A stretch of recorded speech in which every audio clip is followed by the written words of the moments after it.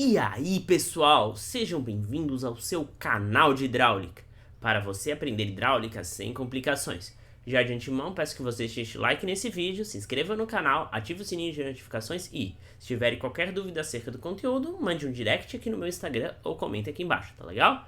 Então, sem enrolar mais, vamos direto para a aula de hoje, agora mesmo. Na aula de hoje, nós vamos prosseguir com o conteúdo de orifícios e bocais e falar de dois tópicos importantes, que é a teoria dos grandes orifícios e o tempo de esvaziamento do reservatório, caso a gente utilize um orifício ou um bocal para esvaziá-lo. Tá legal?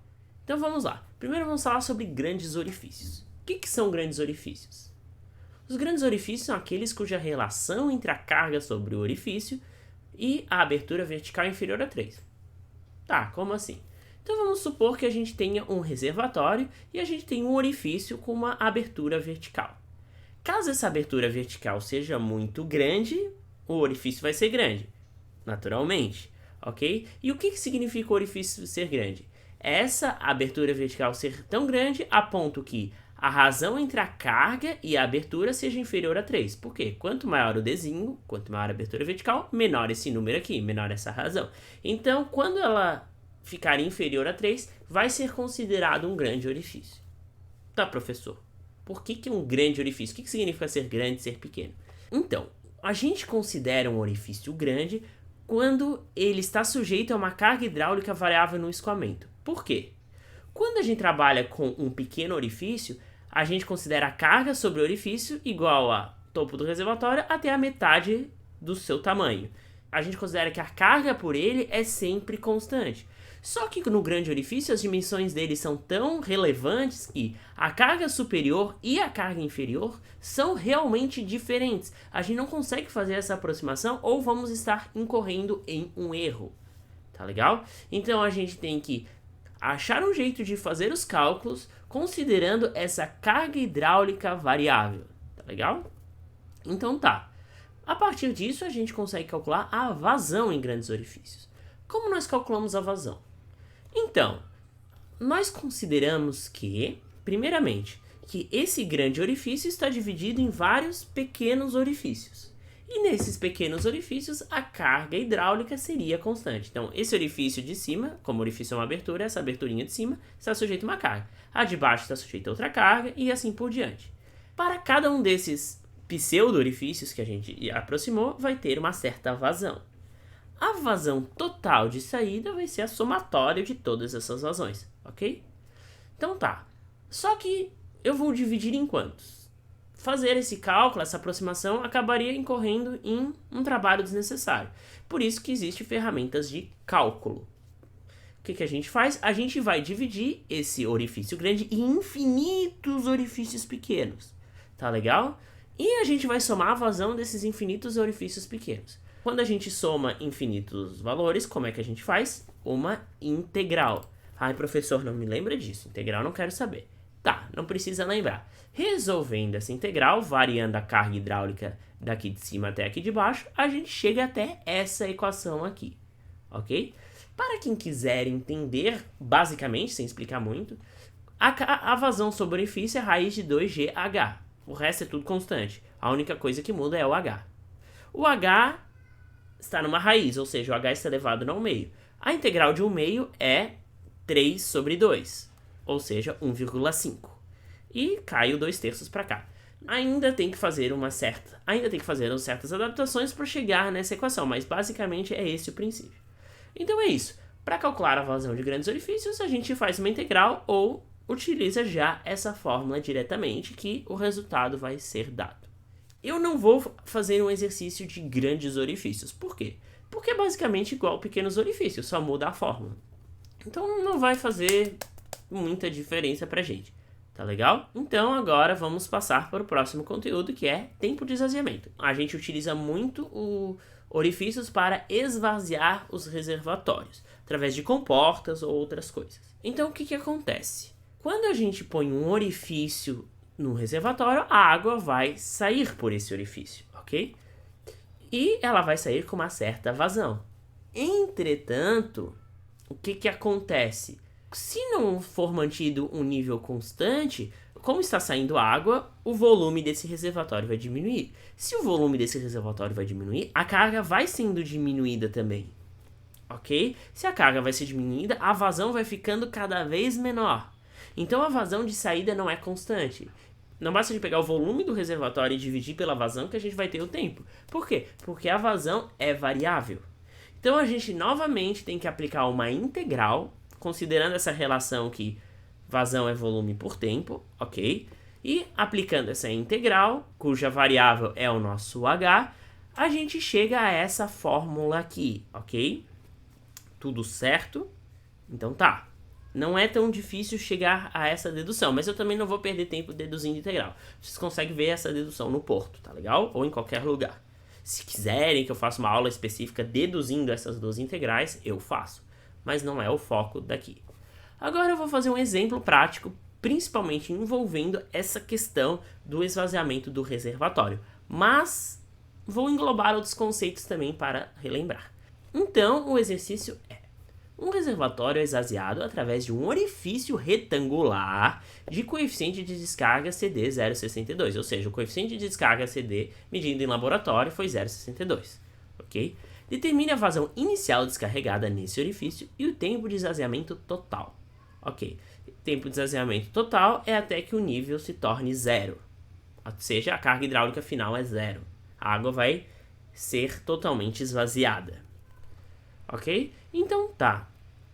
Vamos observar bem. Nós temos um reservatório, nós temos um orifício cuja abertura vertical é 10 centímetros. Tá legal? E a carga inicial é 2 metros. É um pequeno orifício. Se vocês pegarem 2 e dividir por 0,1, vai dar muito maior do que 3. Então é um pequeno orifício. Ok?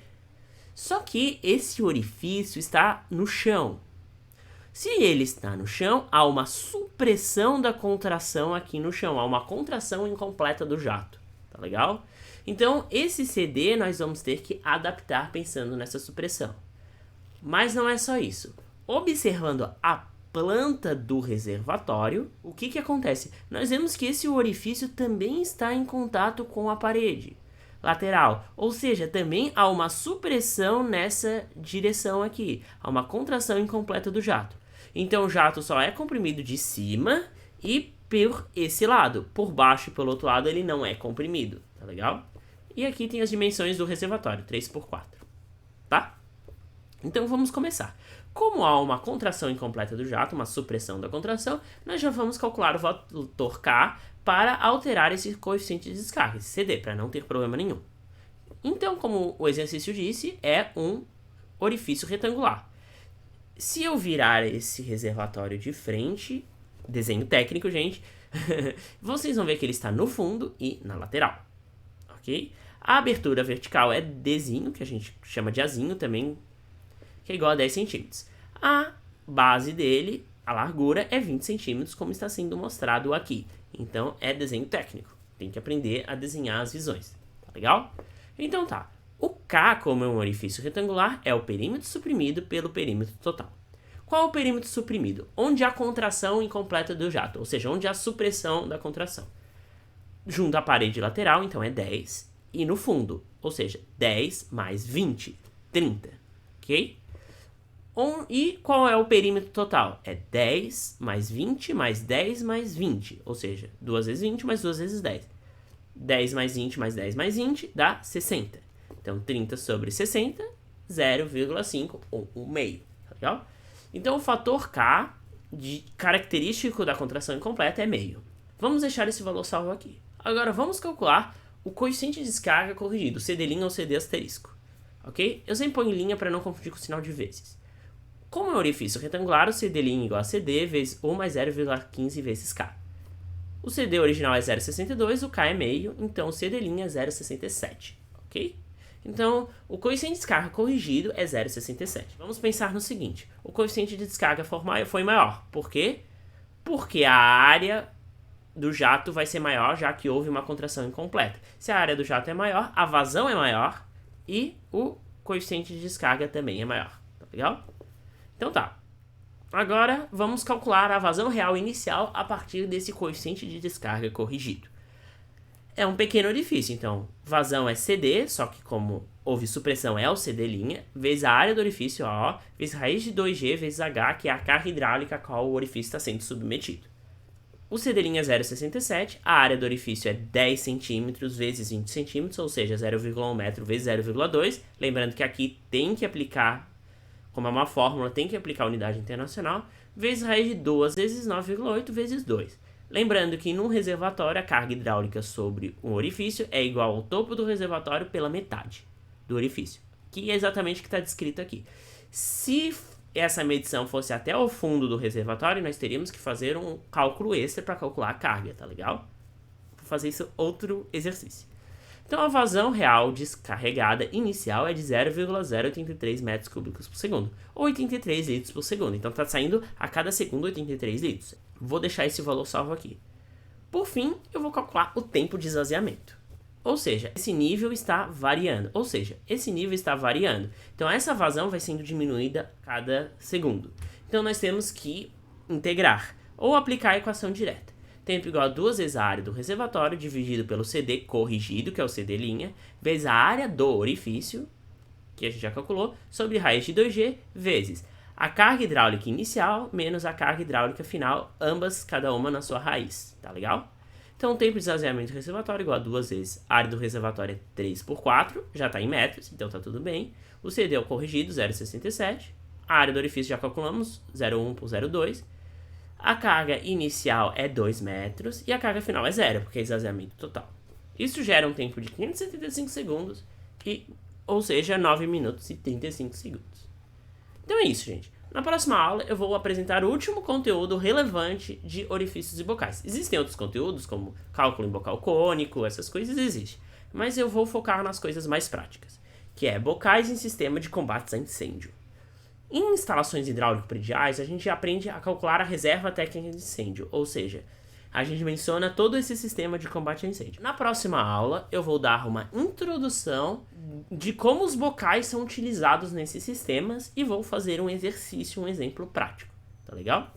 Então, se você gostou dessa aula, não esquece de deixar o like, comente aqui embaixo as dúvidas e até a próxima!